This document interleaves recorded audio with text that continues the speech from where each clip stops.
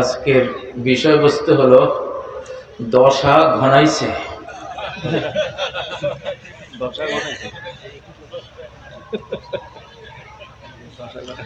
আজকে দশা ঘনাইছে এই শিরোনামে ওয়াজ হবে ইনশাআল্লাহ।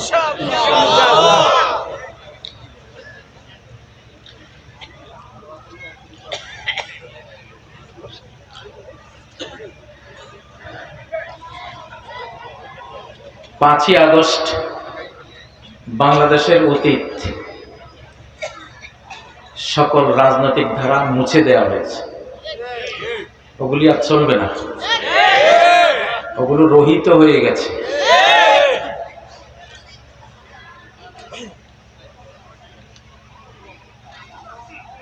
এই নতুন বাংলাদেশে, জটিল বাংলাদেশে, অত্যন্ত ঝুঁকিপূর্ণ বাংলাদেশে,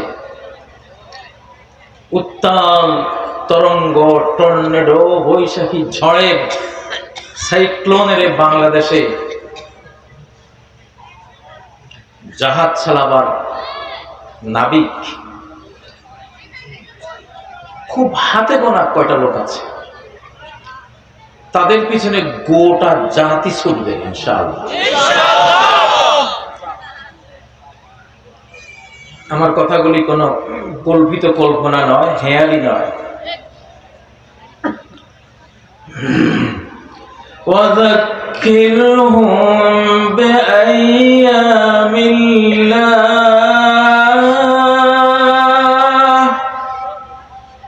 তুমি মানব জাতিকে স্মরণ করিয়ে দাও আল্লাহর অ্যাকশন, আল্লাহর পানিশমেন্ট, আল্লাহর পক্ষ থেকে নাজিল হওয়া মুমিনদের জয় আর বেঈমানদের পরাজয়ের দিবসগুলো স্মরণ করিয়ে মানুষকে ওয়াজ কর। সারা কোরআনে কিছুক্ষণ পরে পরে ফেরাউনের ফেরাউনের কথা, কিছুক্ষণ পরে পরে কাফের মুশরিকদের কথা, নমরুদের কথা, কওমে নূহের কথা, বেঈমানদের কথা দিয়ে ঠাসা সারা কোরআন। কারণ মানুষ ভুলে যায়, এই জন্য নতুন করে আবার রিনিউ করতে হয়, নবায়ন করতে হয়, বলতে হয়। বিগত 15 বছরের নির্যাতনের ইতিহাস,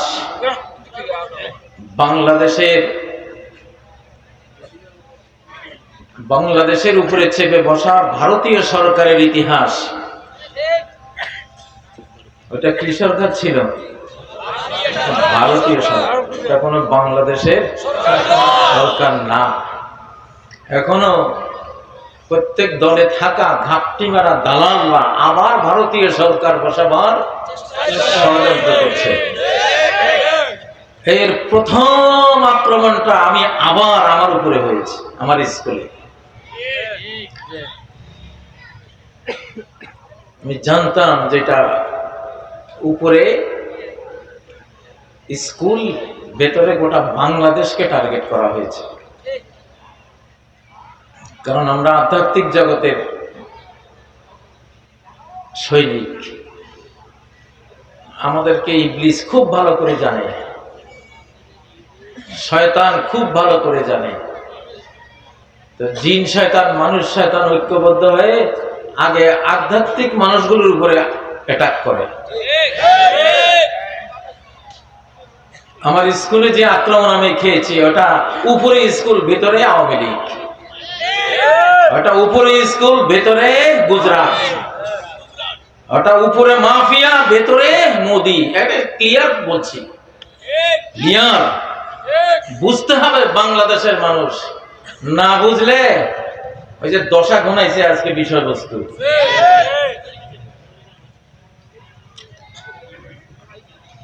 এই বাংলাদেশ, আমি সিলেটে একটা ওয়াজে বলে আসছি, লাইলাতুল কদরে এই মানচিত্রের জন্ম 1947-এর 14 আগস্ট, যেদিন ব্রিটিশ অফিসার রেড ক্লিফ এই ভারত মহাদেশ ভাগ করে একটা ভাগ ইসলামের কারণে, একমাত্র ইসলামের কারণে তারা মূর্তি পূজারীদের সাথে থাকতে পারছে না। তারা জুলুম করে, অন্যায় করে, খুন করে, রায়ট চাপিয়ে দেয়, হিংসা করে। মুসলিমরা ওদের ঘরে ঢুকলে ওরা ঘর সাফ করে, ধুয়ে ফেলে, ধুয়ে পরে গোবর দিয়ে লেপে। দুর্নাম করছি না, মানে এমন একটা পরিস্থিতি হয়েছে যে এই মুসলিম জাতি আর তাদের পার্শ্ববর্তী সেই জাতিটা একসাথে আর থাকা সম্ভব না। দ্বিজাতি তত্ত্বের ভিত্তিতে তখন দেশটা ভাগ হয়েছে। ভাগ শুধু ইসলামের কারণে, আর কোনো কারণ নাই। ভাগ শুধু কোরআনের কারণে, ভাগ শুধু আল্লাহর কারণে, ভাগটা শুধু মুহাম্মদুর রাসূলুল্লাহ সাল্লাল্লাহু আলাইহি ওয়াসাল্লামের কারণে হয়েছিল। ভাগটা এজন্য হয়েছিল যে জন্য কুরাইশ থেকে আলাদা হয়ে নবী মুহাম্মদ সাল্লাল্লাহু আলাইহি সাল্লাম মূর্তি পূজারীদের সাথে থাকতে না পেরে মদিনায় তিনি হিজরত করেছিলেন। সেই ইসলামের কারণেই এই মানচিত্র তখন পাকিস্তান নামে আমরা পেয়েছিলাম। যেই রাতে পেয়েছিলাম সেই রাতটি ছিল 14 আগস্ট 1947, রমজানের 27 তারিখ, কদরের রাত। আপনাদের এই দেশের জন্ম কদরের রাতে হয়েছে। আল্লাহু আকবার। বিশ্ব ইতিহাসে এমন কোন রাষ্ট্র আর নাই। গুগলে গিয়ে সার্চ করুন যে 1947-এর 14 আগস্ট মোতাবেক আরবি মাস কি পড়ে, তারিখ কি পড়ে। গুগলে সার্চ দিলে দেখবেন 27 রমজান বেরিয়ে আসবে, কদরের রাত বেরিয়ে আসবে।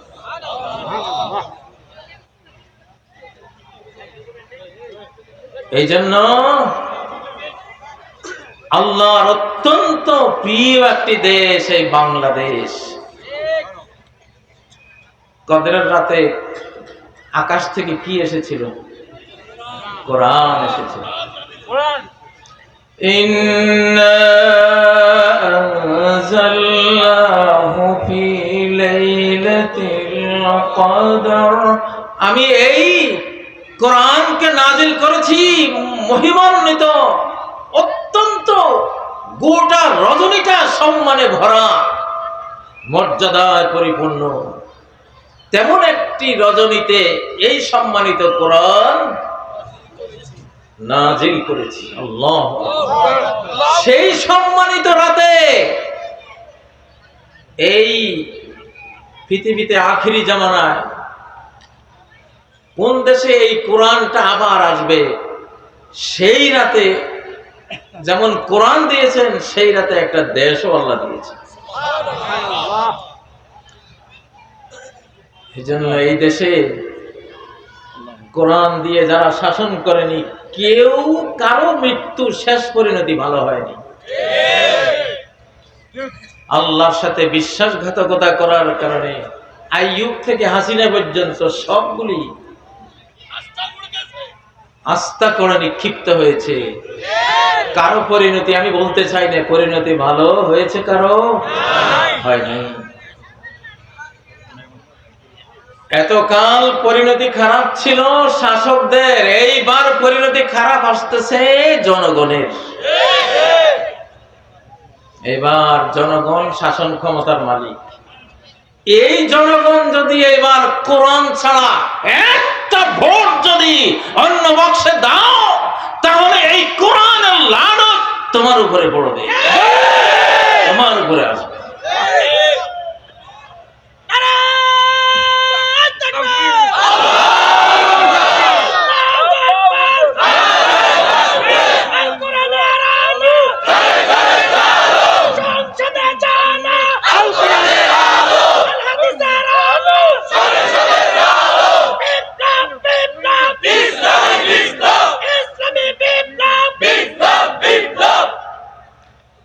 পাঁচই আগস্টের আগের বাংলাদেশ এখন আর নাই।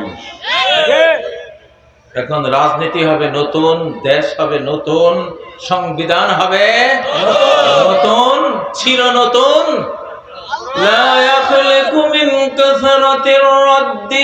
কোরআন যত পড়বা, পাঠ করবা, গবেষণা করবা, কোরআন যতবার পড়বা ততবার নতুন মনে হবে তোমার।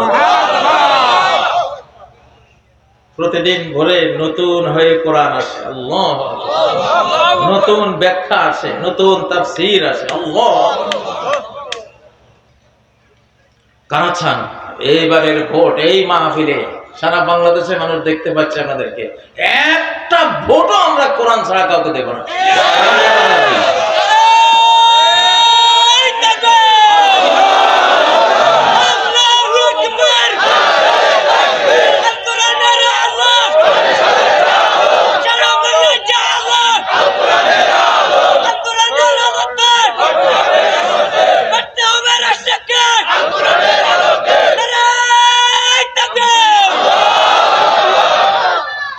একজন বলছিল, বড় একজন পরাশক্তির নেতা বলেছিলেন, মধ্যপ্রাচ্যে সবকিছু জ্বলে পুড়ে ছারখার হয়ে যাবে, কোরআনের দেশ, আরব দেশ পুড়ে ছারখার হয়ে যাবে। আল্লাহর আরশ পর্যন্ত চলে গেছে এই কথার আঘাত। এমন আগুন জ্বালালেন উনি, আল্লাহু আকবার, এমন আগুন জ্বালালেন, সেই আগুন তো আজও নিবে নাই, নিভবেও না। আল্লাহর আগুন নিভানোর ক্ষমতা কারো আছে? টাইটানিক জাহাজের কাপ্তান বলেছিল, স্বয়ং গড নেমে আসলেও এই জাহাজ ডুবাতে পারবে না। সেই আল্লাহ আটলান্টিক মহাসাগরের মাঝখানে একটা বরফ খণ্ডের সাথে, আইসবার্গের সাথে ধাক্কা লাগিয়ে দুই টুকরা করে ওই জাহাজকে কোথায় যে ডুবিয়েছেন, 100 বছর খুঁজে কিছুদিন আগে বের করেছে। পারেন কিনা আল্লাহ? পারেন কিনা? ফালা সারিখা লাহুম ওয়ালা হুম ইউনকাযুন।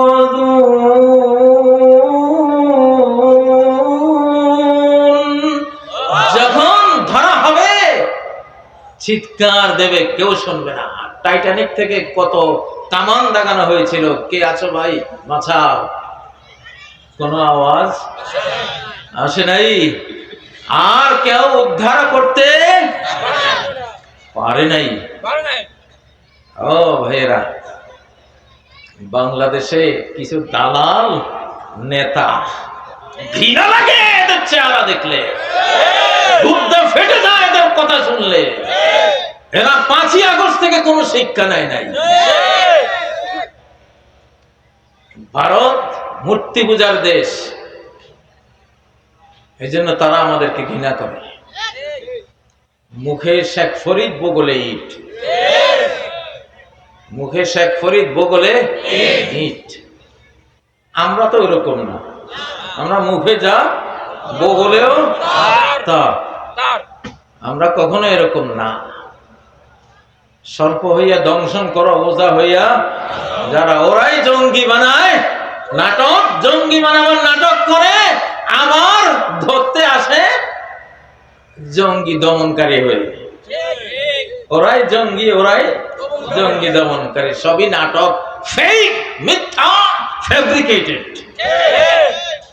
বাংলাদেশের মুসলমান খুব মন ভোলা আবেগী মুসলমান, বেশি বেশি ঘন ঘন ভুলে যান, এই জন্য বলতেছে। দশা গনাইছে, দশা কি টাইম নাই, time short, signal down, line clear, train on line. কথা কয়টা? 4টা। Time short, signal down, line clear, train on line. এটা স্টেশন মাস্টারদের কথা। ট্রেন যখন আসে কয় যে টাইম শর্ট, আর বেশিক্ষণ লাগবে না, তারপরে সিগন্যাল ফেলে দেয়, সিগন্যাল ডাউন, তারপরে ওই একটা জিনিস ধরে টান দেয়, লাইন ক্লিয়ার। তারপরে কয় কি, ট্রেন এখন রাস্তায় দেখাচ্ছে, অনলাইন, লাইনের উপরে আছে। বাংলাদেশে আমি কয়েকদিন আগে থেকে যুদ্ধ ডিক্লেয়ার করে রেখেছি, ওয়ার ডিক্লেয়ার করে দিলাম।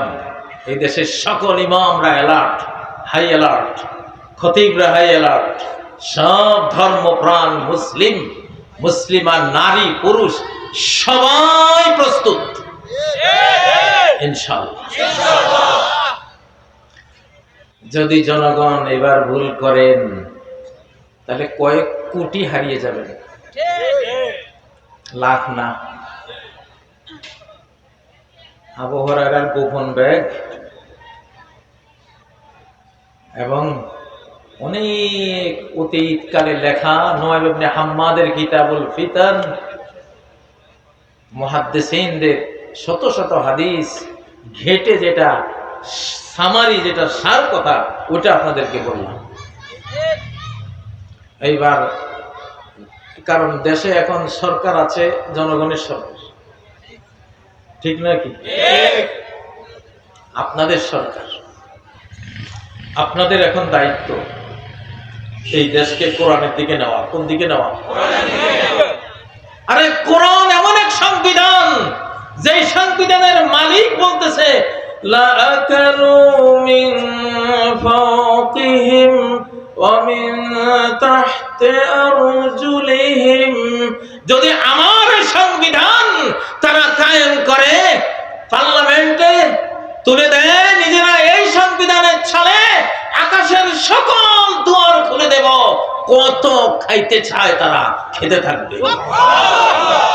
জমিনের সকল দুয়ার খুলে দেব, কত খেতে চায় খেতে থাকবে। আর আমাদের ৭২-এর সংবিধান লিখছে কে? ওই বেটা নিজে খাইতে পারে,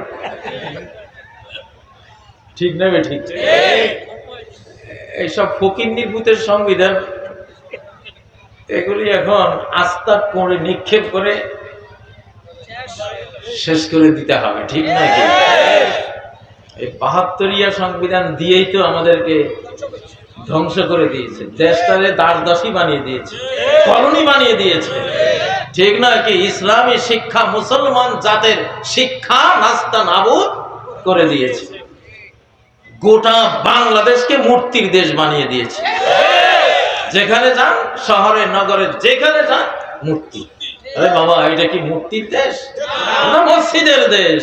এটা মুহাম্মদ সাল্লাল্লাহু আলাইহি সাল্লামের দেশ, এটা শাহজালালের দেশ, শাহপরানদের দেশ, এটা কোটি কোটি বিশ্বের তৃতীয় বৃহত্তম জনগোষ্ঠী, মুসলিম জনগোষ্ঠীর দেশ।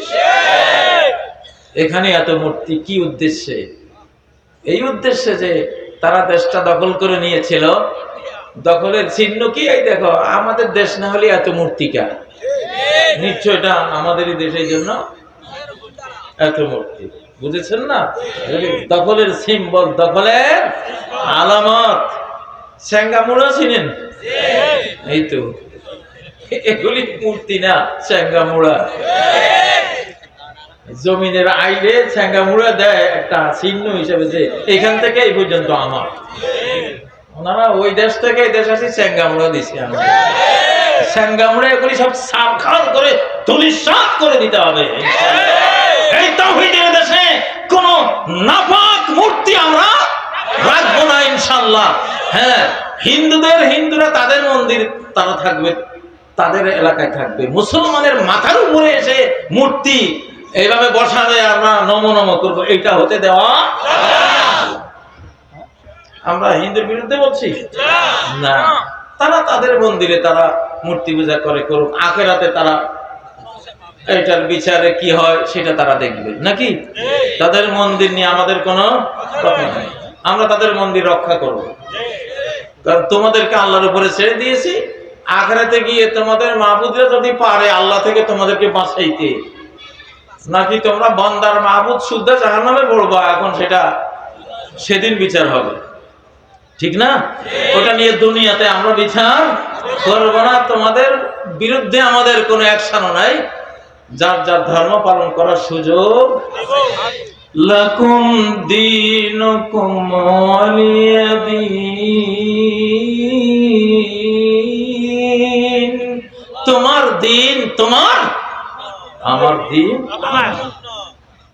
তোমার শিরিক তোমার, আমার তাওহীদ আমার, তোমার নমস্কার তোমার, আমার সিজদা আমার, তোমারটার ফল তুমি ভোগ করবা, আমারটার ফল আমি ভোগ করব। ঠিক নয় কি? ও ভাইয়েরা, তো বলছিলাম দশা এই কোরআনে। আজকে আমি সূরা কাহাফ নিয়ে বসছি। আপনাদেরকে হযরত মূসা আলাইহিস সালাম আর খিজির আলাইহিস সালামের কাহিনী, জুলকারনাইন বাদশার কাহিনী, এটার সাথে আমি বাংলাদেশকে আজকে ট্যাগ করব, বিশ্ব পরিস্থিতিকে টেনে আনবো। কারণ কোরআন তো আল্লাহ এমন ভাবে দিয়েছেন, সকল যুগের সকল পরিস্থিতির উপরে কোরআনকে নাজিল করাইতে হয়, কোরআনকে প্রয়োগ করতে হয়, যে কোরআনের এই আয়াত এই যুগের কিসের সাথে মিলে। ঠিক নয় কি? লস অ্যাঞ্জেলসে, নিউ ইয়র্কে আগুন লাগছে, এই কাহিনী কোরআন দিয়ে ব্যাখ্যা করা যায় নাকি যায় না?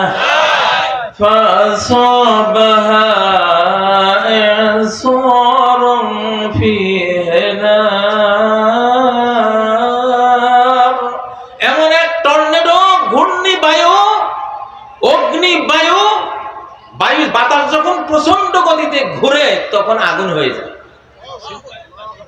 কি হয়ে যায়? বাতাস প্রেসার খেলে কি হয়ে যায়? আমরা ছোটকালে এয়ারগান ইউজ করতাম। এয়ারগান মানে বাতাস, বাতাস দিয়া এই প্রেসার দিয়া ওই পাখি শিকার করার একটা ইয়ে আছে, গান আছে, এয়ারগান বলে, নাম শুনছেন? তো আমরা এয়ারগান ইউজ করতাম, ওটা ব্যারেলটা ভাঙলে দেখি যে ধোঁয়া বাইরে। কিরে, এখানে তো আগুন নাই, ধোঁয়া আসলো কোত্থেকে? ওই যে বাতাস প্রচন্ড প্রেসারে কি হয়ে যায়, ওটা আগুনের মতো হয়ে যায়, আগুনের মতো হয়ে যায়। তো আল্লাহ নিজে বলছেন যে এমন এক ঘূর্ণি বায়ু, বায়ুর প্রচন্ড গতির ঘূর্ণনে ওখানে আগুন জ্বলে গেছে।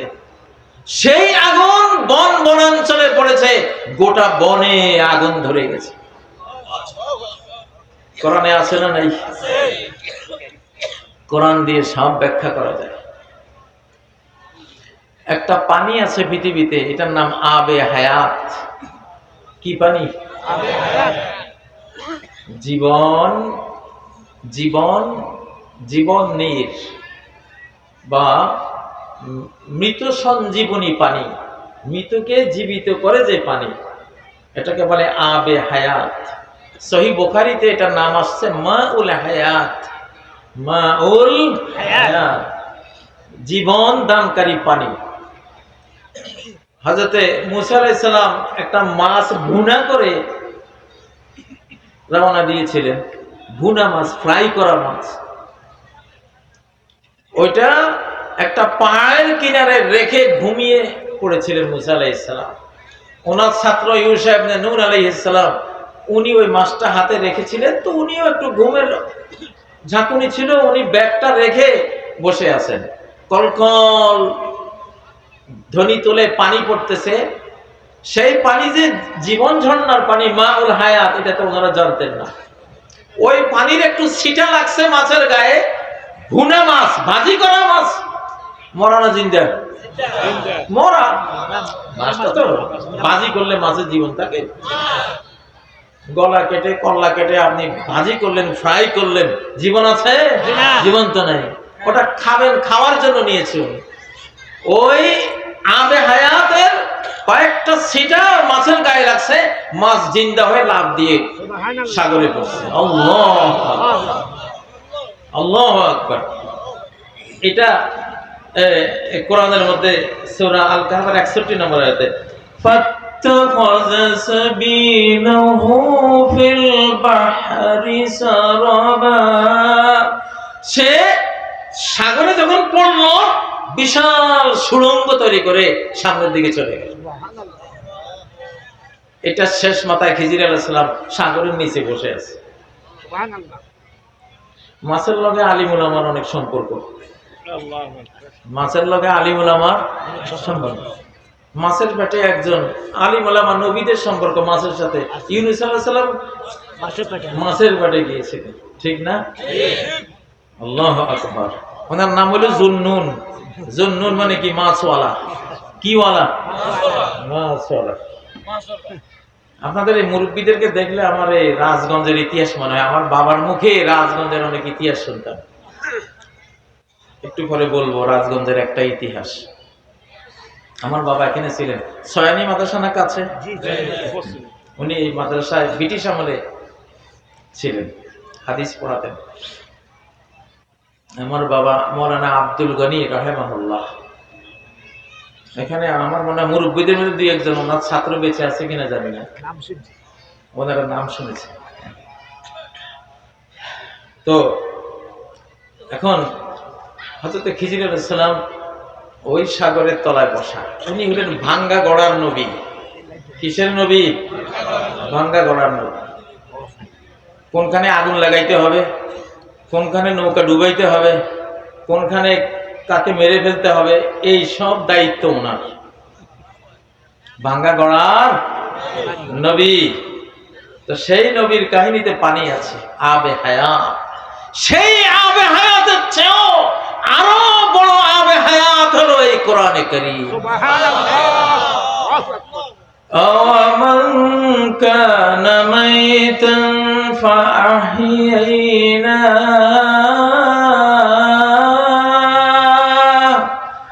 যেই ওমর মরা ছিল, মৃত ছিল রোবটের মতো, তার রূহটা মরে গেছে কোরআনের অভাবে। ফাহিয়াইনাহু, আমি কোরআন দিয়ে ঈমান দিয়ে ওমরকে জীবিত করেছি। ওমর জাহিলি যুগে কি ছিল? মরা, কাফের। দুনিয়াতে কাফেররা মরা, কোরআনের ভাষা কাফেররা কি? মরা। এখন 650 কোটি বেঈমান আছে পৃথিবীতে, সব মরা, লাশ, ডেড বডি। সব কি? Dead body. যার ঈমান নাই সেই মরা, যার ঈমান নাই সে কি? মরা। কে বলে মরা? আল্লাহ। যিনি বানাইছেন তিনি বলেন মরা। আমওয়াতুন গায়রু আহইয়া, এরা সব মরা। তোরা দেখো জিন্দা, আসলে একটাও জিন্দা না, ডেড বডি। সব কি? Dead body. সব সিটা। গৃহস্থের মহিলারা সিটা পাইলে সুলত ফলায়, ঠিক না? তো মানুষ যদি সিটা হয়, এগুলিরও চুলা একটা আছে। এই চুলার নাম কি? চুলার মধ্যে ফেলে দেবে আল্লাহ তাআলা, ঠিক না? তো কোরআন এমন এক আবে হায়াত, যে এই কোরআন বুকে নেবে, অন্তরে নেবে, জিন্দা হয়ে গেল। এমন জিন্দা হলো, বললেও অমর, বললেও অমর। কোরআনকে ভালোভাবে যারা বুকে নেয়, অন্তরে নেয়, এরা মরলেও দেখা যায় মাটিয়ে লাশ খায় না। বহু হাফেজের লাশ এই পৃথিবীতে পাওয়া গেছে, বছরের পর বছর পর লাশ তুলে দেখছে, কাফনের কাপড় সুদ্ধা জীবিত, জিন্দা। হযরত জাবের ইবনে আব্দুল্লাহ কোরআনওয়ালা ওদের ময়দানে শহীদ হয়েছে। বহুদিন পরে ওনার লাশটা, ওনার ছেলে আব্দুল্লাহর লাশ, জাবের ইবনে আব্দুল্লাহ, হযরত জাবের রাদিয়াল্লাহু আনহুর বাবার লাশটা, যেহেতু দুইজনকে একসাথে কবর দেওয়া হয়েছিল, উনি ভাবলেন বাবারে একটু একলা কবর দিই। কবর খুঁড়ে দেখে যে যুদ্ধের ময়দানে তলোয়ারের আঘাত যেই জায়গায় পড়ছিল, ওইটা যে চেপে ধরছিলেন যাতে রক্ত বের না হয়, ওইভাবে হাত ধরা। হাতটা একটু সরাতেই পিনকি মেরে রক্ত বের হয়েছে। কোরআন আবে হায়াত, এমন আবে হায়াত।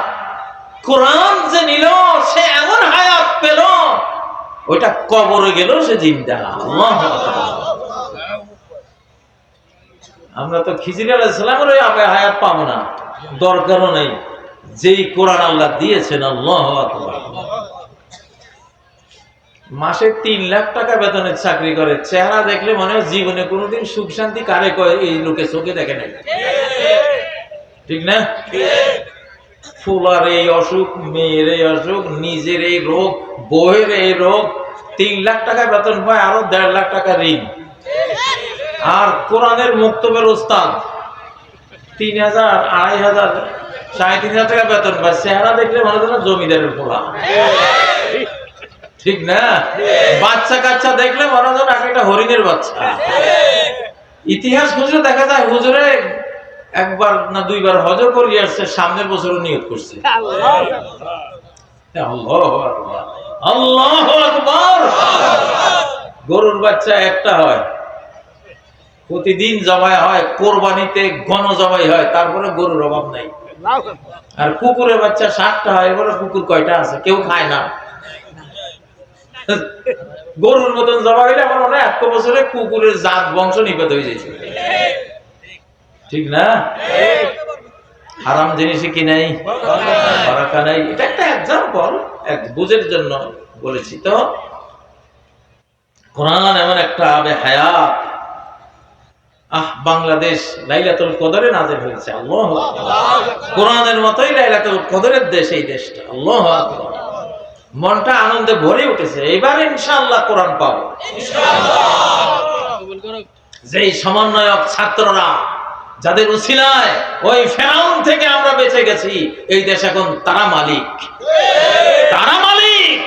এটা কোরআন বলে, যে জয় করে সেই মালিক। তোমরা জয় করতে পারো না, তোমরা মালিক না, চুপ করো, কথা বলো, স্টপ, ঠিক না? কি 15 বছর কি করছো তোমরা, আমরা দেখছি, ঠিক না? وقتل داود جالوت وآتاه الله الملك। দাউদ জালুতকে হত্যা করলেন, ওর জীবন থেকে দুনিয়া থেকে বিদায় করলেন। জালুতের সাম্রাজ্য আল্লাহ দাউদকে দিয়ে দিলেন। দাউদ বিজয়ী, দেশ বিজয়ীর মালিকানা ভুক্ত। আমার মিডিয়া যারা দেখছেন, সমন্বয়ক ছাত্রদেরকে যারা মারতে আছেন, তোরা সব ভারতের দালাল, তোরা সব রয়ের দালাল, তোরা সব বাংলাদেশকে যারা খুন করেছে অতীতে, সেই খুনি তোরা। তোদেরকে বিচারের কাঠগড়ায় ফাঁসির কাস্টে ঝুলাতে হবে। যেগুলি হত্যাকাণ্ডের সাথে জড়িত, ফাঁসি দিতে হবে। বিচার না করাতে লাফাচ্ছে, এখন বিচার না করাতে লাফাচ্ছে। নিরপরাধ জাতীয় আলেম ওলামা, আলেম ওলামাকে ফাঁসি দিয়েছো। মতিউর রহমান নিজামী কি অপরাধ করেছিলেন, কেন ফাঁসি দিয়েছে, কেন ফাঁসি দিয়েছিল? 4000 পৃষ্ঠার মিথ্যা মামলা, প্রত্যেকটা লাইনের উপরে আল্লাহ লানত পড়ুক এসব মিথ্যুকদের মামলার উপরে, ঠিক নয় কি? এসব আলেম ওলামা কেন ফাঁসি দিয়েছিল? ফাঁসি দিয়েছ সেই জুডিশিয়াল কিলিং কিলার তোমরা, তোমাদেরকে ফাঁসির কাছে ঝুলানো হবে ইনশাআল্লাহ। এই কাজীদের মুখ দিয়ে যে কথা বের হয়, সারা পৃথিবী শোনা উচিত। এই মুখগুলি আল্লাহর জন্য বরাদ্দ করা। আমরা আমাদের সাথে বন্ধুকে রাখি, আমাদের পরম বন্ধুকে রাখি, ফ্রেন্ড আল্লাহ। আমরা আল্লাহর বলে চলি, আল্লাহর বলে কথা বলি। আমাদের সাথে পারবি না কেউ, পারার কোনো শক্তি নাই। আমাদের আল্লাহ অনেক বন্ধুকে ফাঁসিতে ঝুলিয়ে জান্নাতে নিয়ে গেছেন, ওটা জান্নাতে নিয়ে গেছে আল্লাহর ইচ্ছা, তাই না? আমি একটা গান লিখেছিলাম জেলখানায়, ও গো প্রেমের শাহানশাহ, মোর পরাণের বাদশাহ, দুই পীড়িতের মজনু বানাই দেখছো তামাশা। এক পীড়িতে বাঁধন পরায় ঘরের প্রিয়ার মহে, আরেক পীড়িত বের হতে কয় রক্ত রঙিন রাহে। সেদিন আল কোরআনের শুটিং এ গেছিলাম এফডিসিআই, যেখানে সিনেমা চলতো, এখন সেখানে কোরআনের দখল। আলহামদুলিল্লাহ। এই গানটা এক ওস্তাদকে দিই, তোফাজ্জল সাহেব ওস্তাদ গান, ওনারে দিছি যে আপনি সুর করেন, দেখি কি হয়। তো নিজামী ভাইয়েরা চলে গেছেন রক্ত রঙিন রাহে, এটা প্রেমের একটা পার্ট। তারা হাসি মুখে জীবন দিয়ে গেছেন, তাই না? প্রিয়ের জন্য প্রিয় জীবন উৎসর্গ করা, এটাই তো ভালোবাসা, এটা দিয়ে গেছে। আর আমরা যারা বেঁচে আছি ইনশাআল্লাহ, বাংলাদেশ সহ গোটা বিশ্ব চালাবো, বিশ্ব এখন আমাদের। তোমাদেরকে 53 বছর আল্লাহ দেখেছেন, কি ঘোড়ার ডিমটা করেছো বাংলাদেশের, কি ঘোড়ার ডিম শান্তিটা দিয়েছো, ঠিক না কি? যে বাংলাদেশ হতো জমিদার, সেই বাংলাদেশকে বানিয়ে দিয়েছে লেবারের দেশ। বিদেশে গেলে লজ্জা লাগে। আমাদের বাংলাদেশি মানুষ যখন সুইপার আর যে রাস্তার যে ক্লিনার এসব দেখি, শরম লাগে নিজেদের কাছে। মালয়েশিয়া আমাদের পরে স্বাধীন হয়েছে, তাদের শিক্ষা ব্যবস্থায় ক্লাস 10 পর্যন্ত কোরআন হাদিস তারা রেখেছে। আজকে তারা জমিদার, আমরা লেবার, ওদের দেশে যায়। অথচ আমরা স্বাধীন হয়েছিলাম আগে, তারা এখানে ঢাকা বিশ্ববিদ্যালয়ে পড়ার জন্য এসে গড়াগড়ি করতো। আজকে তারা কোথায়, আমরা কোথায়? কেন? ওরা কোরআন নিয়েছে, আমরা কোরআনের মতে দেশ পেয়েও কোরআনকে বুঝলাম না, কোরআনের সম্মান আমরা দিলাম না। এই জন্য আমরা লেবার হতে চাই না, আমরা লেবার হতে চাই, আমরা জমিদার হবো ইনশাআল্লাহ। আমাদের এই বাংলাদেশ সম্পদে ভরা। যে দেশে গাছ লাগায় বাদুর, এই দেশে গাছ লাগাইছে কে? বনাঞ্চল বাদুর। তো মানুষের তো গাছ লাগাইতো না, বাদুরে খায়, বাদুরে ওগুলো ফেলে, ওখান থেকে গাছ। সৌদি আরবে গিয়ে দেখেন একটা খেজুর গাছের পিছনে কয়েক লক্ষ রিয়াল খরচ করতে হয়। এখন চেঞ্জ হচ্ছে কিয়ামতের আগে। ওখানে বাংলাদেশের বৃষ্টি আমি দেখি আসলাম সৌদি আরবে। আমি ম্যাকগুলিরে কইলাম, তোরা তো বাংলাদেশ থেকে আইছো, আমার দেশে এমন জাতীয় সংগীত লেখছে, মা মা মা, একবারও আল্লাহর নাম নাই। ওই পোড়া কফাইল্লা এমন এক জাতীয় সংগীত, ভারতীয় নাগরিকের জাতীয় সংগীত আমাদের দেশে, এটা কল্পনা করতে তো লজ্জা লাগে, ঠিক না? ও ভাইরা, কোরআনের সাথে আমি মিলাই বাংলাদেশকে। কোরআনে একটা নৌকা ডুবির কাহিনী এখানে আছে সূরা কাহফে। পৃথিবীতে এখন সূরা কাহফের মতো দৃশ্যগুলি বাস্তবায়ন হবে ইনশাআল্লাহ। আল্লাহ তাআলা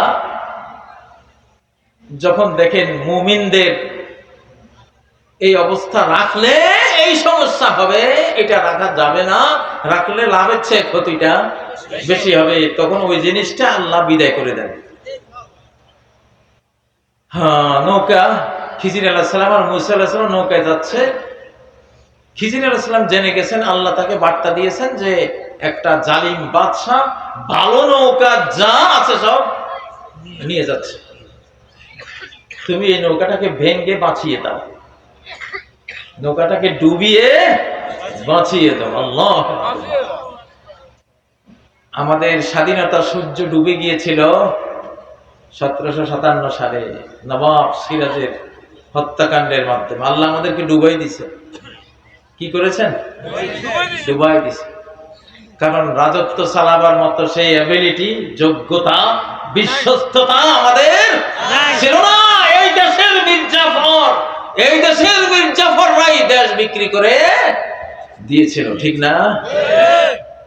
এমন জাতি দেশ রাখতে পারে না।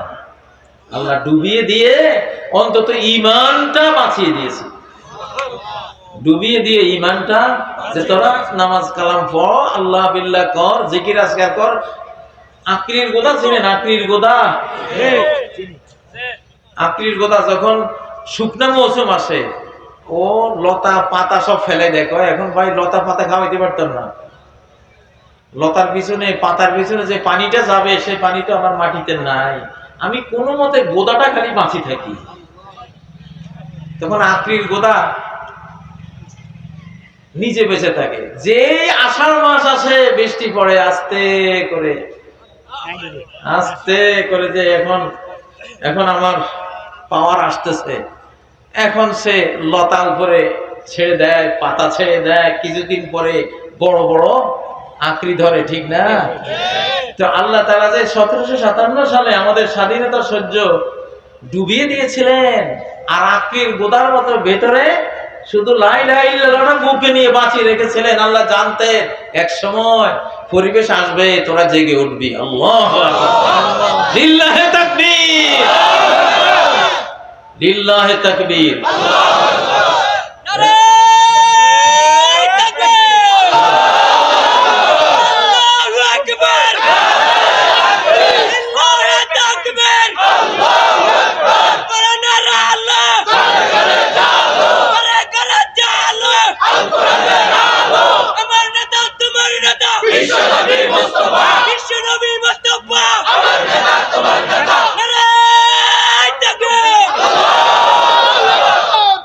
এখন কোন ঠান্ডা মাছ চলবে না বাংলাদেশে, ঠান্ডা স্রোতাও চলবে না, সব 180 ডিগ্রি হিটের উপরে।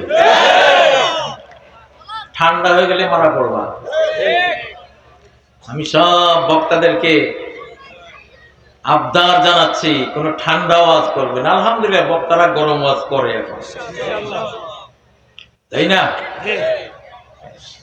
64 বছরের বক্তায় যখন টাইগারের মতন হুঙ্কার দেয়, তাহলে 20-22 বছর 30 বছর এগুলি কি করবো?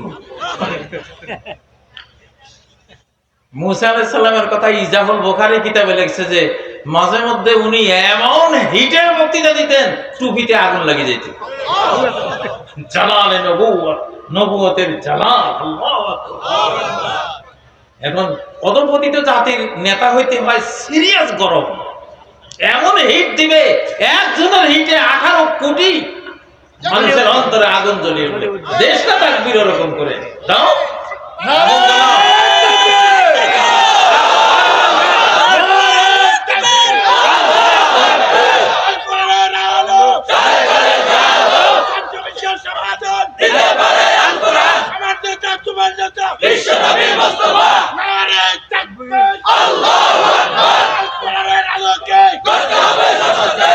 তাবলীগের বাঁশের লাঠি লয়ে মারামারি দেখে আমি এত খুশি হয়েছি, আল্লাহ তাআলার শুকরিয়া আদায় করেছি। আলহামদুলিল্লাহ। আল্লাহ এই মরা ধরা বুড়ের যখন এরকম তেজ পাইছে, তাহলে বাংলাদেশ বেঁচে যাবে ইনশাআল্লাহ। নজরুল হিন্দু মুসলমান রায়ট দেখে আনন্দে আত্মারা হয়ে গান লেগেছে যে ইনশাআল্লাহ এই মারামারি ট্রেনিং ইংরেজদের বিরুদ্ধে কাজে লাগবে। বাস্তবে তাই হয়েছে। নজরুল কি বলেছিল? জেগেছে মুসলিম, জেগেছে হিন্দু, বিজয় কেতন উড়া, বিজয়ের পতাকা উড়া তোরা। এরা যাচ্ছে, এরা মারামারি করতেছে, শিখছে, এখন ট্রেনিং হচ্ছে, ঠিক না? তা আলহামদুলিল্লাহ। তা আজকে যে নৌকা ডুবির কথা বললাম, সেই ডুবন্ত বাংলাদেশ নৌকার মতো ডুবে গিয়েছিল বহু বছর পরে নিজ ইমানের বলে জেগে উঠেছে। আলহামদুলিল্লাহ। একটা আধ্যাত্মিক আন্দোলন হয়েছিল, আধ্যাত্মিক বিপ্লব হয়েছিল। কেউ জানে না এই বিপ্লবের চক্ষুটা, এই সাইক্লোনের চক্ষুটা কোথায় ছিল, কেউ জানে না, আল্লাহ ছাড়া। অল্প কয়েকটা লোকে জানে। এই বিপ্লব একটা সাইক্লোনের একটা চোখ থাকে না, এই চোখের শক্তিতে 1000 কিলোমিটার ঘূর্ণি মারে, ঠিক না? এই বিপ্লবটা ওই বিপ্লব ছিল। এই জন্য সারা বিশ্ব হতবাক, কেমনে হলো? রাজনীতিবিদরাই বুঝে না এটা কেমন সম্ভব। এটা ছাত্র সমন্বয়ক, কে যে নেতা খুঁজি পাওয়া যায় না, কে যে নেতা খুঁজি পাওয়া যায় না। কারো যে মানলে এই আন্দোলন দমন হইব বুঝার কোন কায়দা নাই।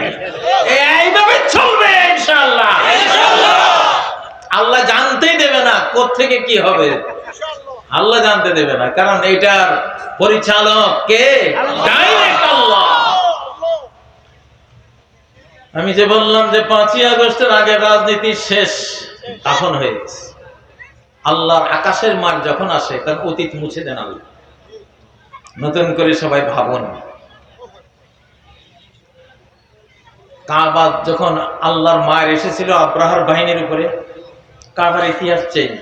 কাবার ভিতরে 360 মূর্তি, কিন্তু যখন আল্লাহর ঝাঁকে ঝাঁকে ছোট্ট পাখির মাইরে আব্রাহার বাহিনী ধ্বংস হয়ে গেল, কাবার সবকিছু চেঞ্জ হয়ে 10 বছর পর্যন্ত কোন মূর্তি পূজা সেখানে হয় নাই, চেঞ্জ হয়ে গেল। আল্লাহর ঘটনা যখন ঘটে, তখন ওখান থেকে অতীতটা মুছে যায়। ফেরাউন যখন লোহিত সাগরে ডুবে গেল, তখন থেকে আজ পর্যন্ত আর মিশরে ফেরাউনের জন্ম হয় নাই, সেই ইতিহাস মুছে গেছে।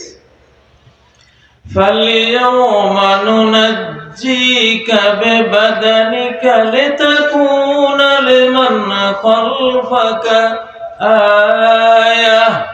ও ফেরাউন, তোর সশরীরে আমি রেখে দিলাম, তোর ভরে যাতে কেউ আর ফেরাউন হওয়ার সাহস না পায়। তুই একটা নিদর্শন তাদের জন্য। তোরে দেখে দেখে ভয়ে সবাই তোর মতো হওয়া থেকে বিরত থাকবে। আল্লাহু আকবার। ও ভাইয়েরা, তো বাংলাদেশ জেগে উঠেছে তো, সারা বিশ্বে মুসলিমরা জেগে উঠবে। এখানে সূরা কাহফের দ্বিতীয় ঘটনা, একটা বাচ্চাকে খিজির আলাইহিস সালাম হত্যা করেছে। খেলতেছিল, ফুটফুটে বাচ্চা, মাথা ধরে এক মোচড় দিয়ে মাথাটা ছিন্ন করে ফেলছেন। কারণ নবীরা কাউকে আঘাত করলে সে বাঁচে না। নবীরা আপাদমস্তক রহমত, ওরা কাউকে হিট করলে, যারা হিট করে সে আল্লাহর রহমত থেকে মাহরুম হয়, বঞ্চিত হয়, জীবন থেকে বঞ্চিত হয়ে যায়। মুসা আলাইহিস সালাম ফেরাউনের দারোগারে একটা থাপ্পড় দিয়েছিলেন। উনি আইডিয়া করেন নাই যে এত বড় দারোগা, দারোগা মানেই তো একটা বিরাট হেভি ওয়েট, শক্তিশালী জিনিস। একটা থাপ্পড় দিলেন, মরে গেল। মরছে থাপ্পড়ের জোরে না, নবুয়তের আঘাতে। নবীর যে নবুয়তের পাওয়ার, ওই পাওয়ারে ওইটা শেষ হয়ে গেছে। নবীজি ইবনুল কামিয়া উহুদের ময়দানে ওনারে তলোয়ার দিয়ে এইভাবে মেরেছিলেন। ইবনুল কামিয়া এরকম এক কাফের ব্যাপারে নবীজি বলছেন যে ওরে আমি মারব। তো সে যুদ্ধের ময়দানে আসার পরে নবীজি বল্লম দিয়ে তার ঘাড়ে সামান্য একটু আঁচড়, নখ দিয়ে আঁচড় দিলে যেরকম আঁচড়টা দিছিলেন। সে বলতেছে আমি শেষ। কাফেররা কয়, তার দলবলের লোকেরা কয় যে তোর কি হয়েছে? কিছুই তো হয় না, বেটা তুই মরবি মানে? কয় না, মুহাম্মদ বলছে সে আমারে মারবে, আমি শেষ। আসলে যাইতে যাইতে রাস্তা সে মরে গেছে। নবীরা হিট করলে বাঁচে না, আলেমরা হিট করলেও, হ্যাঁ, এই জন্য বলে আলেমদের মাংস হইল বিষাক্ত। লুহুমুল উলামা মাসমুমা। ইবনে আসাকির তার কিতাবে লিখেছেন যে সাহাবায়ে কেরাম বলতেন লুহুমুল উলামা মাসমুমা, আলেমের গোশত বিষাক্ত, গোশত খাইও না। মানে আলেমের গীবত, দুর্নাম, গালিগালাজ এগুলি যে করবে বিষক্রিয়া আক্রান্ত হবে, বিষক্রিয়ায় আক্রান্ত হবে। এটা মারাত্মক জিনিস। মধু, মৌমাছি যেটা, তার মধ্যে বিষ থাকে কিনা? কেন থাকে? মধু রক্ষার জন্য, মধু রক্ষার জন্য। তো কোরআন যে বুকে নেয় তার মধ্যে একটা বিষও আল্লাহ রাখেন, যাতে কোরআনটা সে সংরক্ষণ করতে পারে। আল্লাহু আকবার, আল্লাহু আকবার। ও ভাইরা, এখন এই যে পোলাটারে মারলেন, এই কাহিনী কেন শোনাচ্ছেন আল্লাহ? ওখানে কষ্টটা কি ছিল? মারলো কেন? কয় যে পোলাটা তো এখন না নিষ্পাপ আছে, এটা বড় হলে বেঈমান কাফের হবে, এবং তার মায়া, তার ইমানদার মাও কাফেরা হয়ে যাবে, বাবাও কাফের হয়ে যাবে, সর্বনাশ হয়ে যাবে। আর আল্লাহর কাছে কাফের হওয়া এত বড় মরণ, তার চেয়ে ফিজিক্যাল মরণ, বডিগত মৃত্যু হয়ে দুনিয়া থেকে চলে যাক ঈমান নিয়ে, এটা অনেক বড় তার সফলতা। মুসলিম বিশ্বে বহু মানুষকে অতীতে কিছুদিন আগে থেকে আল্লাহ সরাই দিয়েছেন, সামনে আরো সরাবে। যারা থাকলে কোরআন আসতে পারবে না, যারা থাকলে কোরআন আসতে, এগুলি সব ডিলেট হয়ে যাবে। সাদ্দাম ডিলেট হয়ে গেছে।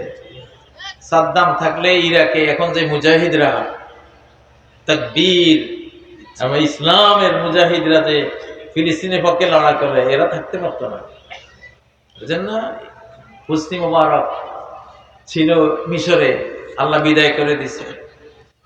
তারপরে তিউনিসে একটা ছিল, বিদায় করে দিছে। গাদ্দাফি একটা ছিল, বিদায় করে দিয়ে। এগুলি থাকলে ইসলামী হুকুমতের কথা বলা যাইতো না, আল্লাহ সরাই দিছে। বাংলাদেশে একটা ছিল, এইটা থাকলে ইসলাম তো দূরে থাকুক ভাই, দাঁড়িয়ে টুবিলে বাঁচাই তো মুশকিল ছিল। আল্লাহ সরিয়ে দিছে কিনা? আরো আছে, আরো এই যে দশা ঘনাইছে, বিষয়বস্তু দিছি না আজকে, ওগুলিরও দশা ঘনাইছে, ওগুলিরও দশা ঘনাইছে। এই জন্য ভিতর থেকে বের হচ্ছে, আল্লাহ বাহির করে আনতেছে। ওরা হ্যাঁ, দর খেয়াল মুলক ইজ্জো মেহতরি গুফতে আজরাইল রো আরে বরি। তার খেয়াল হলো আমি তো ঘোড়ায় চড়ছি, আমি এখন রাজকীয় পুরস্কার উপঢৌকন নেব, আমার কত ভবিষ্যৎ কত কি। আজরাইল কয় এদিকে আয়, তোর মরণ গনাইছে, তোর দশা গনাইছে, তোর জান কবজ করবো। বুঝেন না? বাংলাদেশে যারা আবার ফ্যাসিবাদ ফেরত আনতে চান, যেই দলরে হন, যত বড় মির্জাফরে হন, যত বড় বুদ্ধিমান নিজেরা ভাবেন না কেন, দশা গনাইছে কইলা, দশা গনাইছে। আসমানের বার্তা দিলাম, আসমানের বার্তা। যারা কোরআনের মুখ, এই মুখগুলি দিয়ে ফেরেশতারা কথা কয়, কোরআনের পাখি যেগুলি, এগুলির মুখ দিয়ে কে কথা কয়? ফেরেশতারা কথা কয়। ইন্না লিল্লাহি মালাইকাতান সাইয়াহিন, আল্লাহর একদল সাংবাদিক ফেরেশতা আছে। তানতাকু আলা আলসানাতি বনি আদম, বনি আদম মানুষের মধ্যে ফেরেশতারা যাদের পছন্দ করে, তাদের জিহ্বা ব্যবহার করে ওই ফেরেশতারা কথা বলে, সংবাদ দেয়, ইনফরমেশন দেয়, আগামীতে কি হতে পারে এগুলি বলতে থাকে। আল্লাহ, কেন ফেরেশতাদেরকে তো আল্লাহ জানাইছে, এখন ফেরেশতাদের কথা তো আপনারা শুনবেন না, তাহলে উপায় কি? যারা মুফাসসির, যারা তাফসীর করে, বয়ান করে, তাদের জিহ্বা এখন ওনাদের জিহ্বা হয়ে যায়, ওনারা এইসব তাফসীর কারকে জিহ্বা দিয়া আকাশের মেসেজগুলি দেয়। আল্লাহ, লিল্লাহি তাকবীর, গরম করো না, তাকবীর দাও।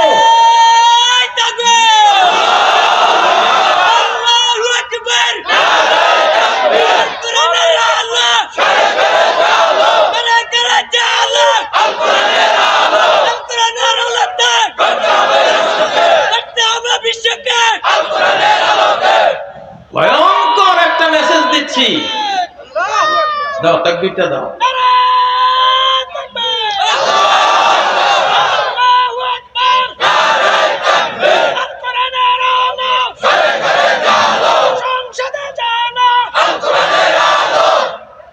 এখন একটা মেসেজ দিয়ে গেলাম আজকে, বাংলাদেশ সহ সারা পৃথিবীতে কোন বেঈমান শক্তি কেউ আর মাথা ছাড়া দিয়ে উঠতে পারবে না, না জাতিসংঘ, না আরো নিরাপত্তার দায়িত্বে বড় বড় পরাশক্তিরা আছে, আরো যারা আছে। আজকে কত তারিখ? 30-এ তথ্যটা দিয়ে দিলাম। কোন বেঈমান শক্তির আর পরাশক্তি, বৃহৎ শক্তি, বড় শক্তি হওয়ার সময় আর আসবে না, না, শেষ। মাথা তুলবে, মাথা আকাশ থেকে ভেঙে দেওয়া হবে। আকাশ বাহিনী অথবা জমিন বাহিনী, যেই কোনো দৃশ্যমান অথবা অদৃশ্যমান যে কোনো সিস্টেমে তাকে দমন করে ফেলা হবে। বুঝবেও না কেন এমন হলো। আকাশের মার খেয়ে ছেড়ে দেওয়া কে দেবাছি? মুসলমানের দেশ দখলের চিন্তা আর করার সুযোগ নাই ইনশাআল্লাহ। অনেকে ভয় পাচ্ছেন তো বাংলাদেশ নিয়ে। আমি বলেছি, আগে মেসেজ দিয়ে রেখেছি, বাংলাদেশ আক্রমণ করবা, তোমার দেশ দখল করে নেব ইনশাআল্লাহ। বেয়াদবি করবা, বেয়াদবের কিভাবে শায়েস্তা করতে হয় আসমানের মালিক জানে কিনা। মুসা আলাইহিস সালামকে মারতে গেছে, আল্লাহ কয়, হে মুসা, তোমার 300-350 লোক আর হে 10-12 লক্ষ আর্মি নিয়ে আসতেছে, আমি তো তার সাথে তোমার লাগাবো না, আমি তার সাথে লাগাবো আমার লোহিত সাগরের সাথে লড়াই লাগাই দিব। দেখ লড়াইটা কর। 2-3 কিলোমিটার পানির নিচে রাস্তা দেখে মনে করছে পাইলাম তো রাজপথ, ঘোড়ায় ছড়িয়া মর্দ হাঁটিয়া চলিল, তাই না? যখন পানি ঝাপটা মারি ধরলো, এখন কয় আমি বানাচ্ছি আমান্তু। কি এখন লড়াই করিস না? পানিরে তলোয়ার মার দেখি, পানিরে বললাম মার, তীর দিয়ে মার দেখি। আহা, ফেরেশতারা যে কি মারছিল ফেরাউন বাম হাত দিয়া ফিরাইতেছিল, সে বাম হাতটা বেঁধে রাখতে হবে। বাম হাতটা এখন এরকম হয়ে আছে, ফেরেশতাদের মায়ের ফিরাবার জন্য এই বাম হাত এমনি করছিল, সেই হাতটা বেঁধে রাখতে হয়, ছেড়ে দিলে এরকম হয়ে যায়।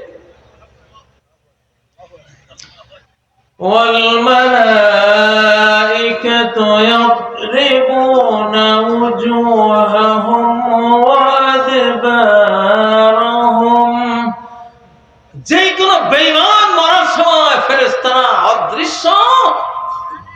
বেত নিয়ে আসে, অদৃশ্য দণ্ড নিয়ে আসে, ওই ডান্ডা দিয়ে যখন পিটায় তার পিঠে এবং তার চেহারায় যখন মারে, হে মুহাম্মদ, আল্লাহ বলছেন তুমি যদি দেখতা কি ভয়ঙ্কর দৃশ্য দেখতা। এরকম মার খেতে রাজি আছেন নাকি? কারা কারা রাজি আছেন হাত তুলে। তাহলে কি করতে হবে? কোরআন সংবিধান চাই, ফরজ, ফরজ আইন প্রত্যেকটা মুসলমানের উপরে, ঠিক না?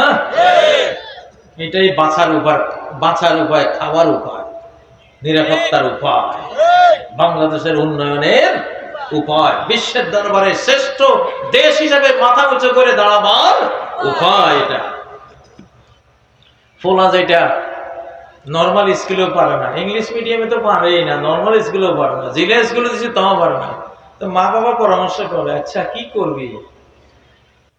তো মা কয় যা দে আল্লাহ রাস্তায় খাইয়ে মাসুক। জানে আল্লাহ রহমতে একটু কোরআন কিতাব পড়লে না খাই মরতো না, কোনো না কোনো ভাবে আল্লাহ তারে, এটা বুঝে সবাই, ঠিক না? আল্লাহু আকবার। এইবার কিন্তু আপনাদের উপরে বিপদ আসতেছে, আপনারা জনগণ, আপনারা ক্ষমতা। এখন ডক্টর ইউনূস সাহেবকে বলে ছাত্ররা আমার ক্ষমতায় আনছে, আল্লাহ আনাইছে, ছাত্ররা ছিল, জনগণ ছিল, ঠিক না? তাহলে এবার আপনারা যদি ভাই এবার কোরআনের ভোট না দেন, এই যে হামাহামি খাঁচাখাঁচি শুনতেছেন না, এইটা কেন হচ্ছে জানেন? আল্লাহ কয় আমি তো কোরআন দিছি, দেখি তোরা কি করিস। আওয়ামী লীগ তো একটা আযাবের নাম, ফেসিবাদ কিসের নাম?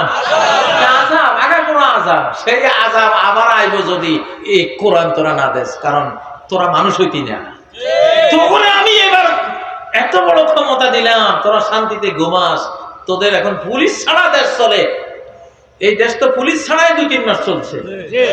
বাংলাদেশের জন্য ফার্স্ট হয়েছে ওই যে কি একটা পত্রিকায় যে মানে country of the year, world ক্লাসের একটা পত্রিকা বলছে সারা বিশ্বের শ্রেষ্ঠ রাষ্ট্র বাংলাদেশ, নিরাপত্তার দিক থেকে, শান্তির দিক থেকে। আমেরিকা নিউ ইয়র্ক শহর যদি 5 মিনিট কারেন্ট চলে যায় রাতের বেলা, হাজার হাজার ধর্ষণের ঘটনা ঘটবে, হাজার হাজার চিন্তায় ডাকাতি খুনের ঘটনা ঘটবে। আর এই বাংলাদেশ পুলিশে নাই, কারেন্ট নাই, মাসের পর মাস চলতেছে, বিদেশ থেকে আসি দেখতেছে আয় কি সুন্দর দেশটা চলতেছে। এই জাতি, যে জাতির নৈতিক মান এতটা উঁচু, এদেরকে ভালো নার্সিং করলে, ভালো একটা সরকার আসলে কত সুন্দর দেশ এটা হবে। তারা এটা বুঝছে, বুঝে বলতেছে এটা কান্ট্রি অফ দ্য ইয়ার, এই বছরের সেরা দেশ বাংলাদেশ।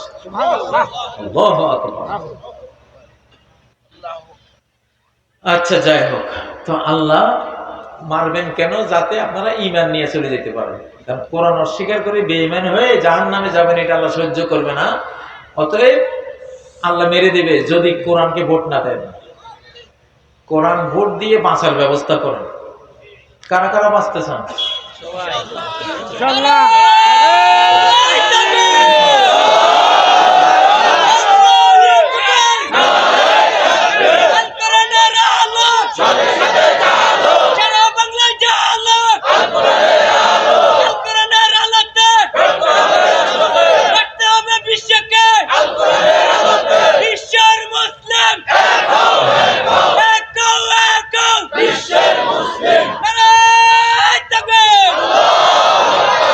ইহুদিরা মুসা আলাইহিস সালাম তুর পাহাড়ে গেলেন তাওরাত কিতাবানের জন্য, ওরা গো বাছুর একটা বানাইয়া পূজা করছে। আল্লাহ বলছেন এখন ফাতুবু ইলা বারিকুম ফাকতুলু আনফুসাকুম, যদি তওবা করতে হয় তাহলে একে অপরকে খুন করতে হবে। এটা তওবা হলো খুন হয়ে যাওয়া, এটা তওবা কি? খুন হয়ে যাওয়া। 70,000 মানুষ একে অপরকে খুন করার পরে আল্লাহ তওবা কবুল করেছে। তো কোরআন ছাড়া যে সংবিধান লেখেন, এখনো লেখা হচ্ছে, ওটা তো গোবাছুর। গোবাছুর মানে কি? আল্লাহর সংবিধান বাদ দিয়া অন্য কিছু পূজা করা, আল্লাহকে বাদ দিয়া আরেকজনকে মাবুদ বানানো, আরেকজনেরকে বিধাতা বানানো, বিধানদাতা বানানো, এটাই তো। তো এই যে 72 সংবিধান, এটা আর একটা গোবাছুর। এবার যদি এটা পূজা করেন ভাই, কয় কোটি যাবেন ভাই। আল্লাহর পক্ষ থেকে এই কথাগুলি বলতেছি, সারা জীবন কোরআন পড়িয়েছি আমি। 36 দিনের হাফেজ, 36 দিনে আল্লাহ আমাকে কোরআন দান করেছে। এখন আমি প্রতি 7 দিনে একবার খতম করি, আলহামদুলিল্লাহ। আজকেও আপনাদের মাহফিলে আস্তে আস্তে আমার পড়া আমি শেষ করেছি। তা আমাদের জিহ্বাটা কোরআনের জিহ্বা না। আমি বুঝি কখন ফেরেশতারা জিহ্বা বের করে, জিহ্বা দিয়ে কথা বলেন, ওনারা কথা বলেন। আমি যে গ্রেফতারির রাতে রওয়াজ ছিল, আমার মনে হয়েছে ওই গ্রেফতারি রাতের বক্তৃতার একটা কথাও আমার ছিল না। আমি বক্তৃতার পরে চিন্তা করছি কি কইলাম এগুলি, এবং প্রত্যেকটা কথা বাস্তবায়ন হয়েছে। যে মুক্ত বাংলাদেশ জিন্দাবাদ, স্বাধীন বাংলাদেশ জিন্দাবাদ, হিন্দুস্তানি রাজাকার ধর ধর মার মার, 3টা স্লোগান ছিল। পাইছেন তো? আমার ছিল না কথাগুলি। আমি সেজদায় পড়েছিলাম, যখন দেখলাম দরজা ভেঙে ফেলেছে, সেজদা থেকে উঠে মোবাইলটা হাতে নিয়েছে। ও ভাইরা, তো এখন যে কথাগুলি বলতেছি আপনাদেরকে, জনগণ হুঁশিয়ার, আবার পেলেন ভোটের অধিকার। আমরা ছোটকালে গান শুনতাম এগুলি, জনগণ হুঁশিয়ার, আবার পেলেন ভোটের। ভোট হবে কিনা জানি না, আমার ভোট হওয়ার সম্ভাবনা দেখি না, যুদ্ধের সম্ভাবনা দেখতেছি। যুদ্ধ করলে আরো ভালো রেজাল্ট পাবেন। মরলে শহীদ, বাঁচলে যুদ্ধ করে মরে যাবেন সোজা জান্নাত। আর যারা এই দেশ বিরোধী, যে দেশটা আমাদেরকে কলোনি বানাইছে, দাসদাসী বানাইছে, ওদের নাম করে তো হাদিসের মধ্যে আসছে, আমার উম্মতের 2 দল মানুষকে আল্লাহ তাআলা জাহান্নাম থেকে মুক্ত করে নিজের রহমতের কোলে নিয়ে নিয়েছেন। যারা এই হিন্দুস্তান নাম নিতে হবে, হাদিসে আছে কি করতে হবে। এই হিন্দুস্তান আল্লাহর দুশমন, এরা 33 কোটি আল্লাহর দুশমনদের পূজা করে। আল্লাহর 33 কোটি দুশমন বানাই রাখছে এরা। এদের মতো আল্লাহ দুশমন দেশ পৃথিবীতে আছে নাই। তো এগুলির বিরুদ্ধে যারা বাক যুদ্ধ করবে, সশস্ত্র যুদ্ধ যদি ওরা আক্রমণ করে, প্রতিরোধ করবে, এরা সব আল্লাহর রহমতের করে জান্নাতি, এরা জাহান্নামে যাবে না। আল্লাহু আকবার। আমি সাবধান করে দিচ্ছি পার্শ্ববর্তী প্রতিবেশীকে, এই দেশ আক্রমণ করবা, সারা পৃথিবীর ইমানদাররা ঝাঁপাই পড়বে যে রে জান্নাতের টিকিট বিক্রি হচ্ছে বাংলাদেশে, চল সব। কয় দেশ সামলাইবা? গোটা মুসলিম জাহান জাপ দেবে বাংলাদেশের উপরে, আসবে লড়াই করতে, আসবে জাহান্নাম থেকে মুক্তি নিতে আসবে, জান্নাতের টিকিট নিতে আসবে ইনশাআল্লাহ। তো সোজা মনে করিস না, হ্যাঁ সোজা মনে করিস না।